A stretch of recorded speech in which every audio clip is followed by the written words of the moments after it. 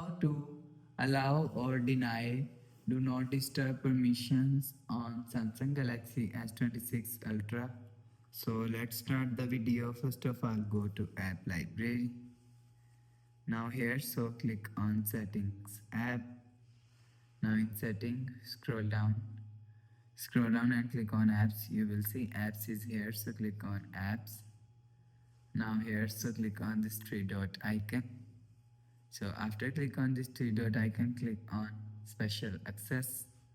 So after click on special access, so click on do not disturb permission.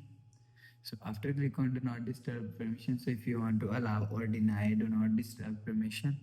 So if you want to allow, so if you want to allow do not disturb permission, so turn on this button.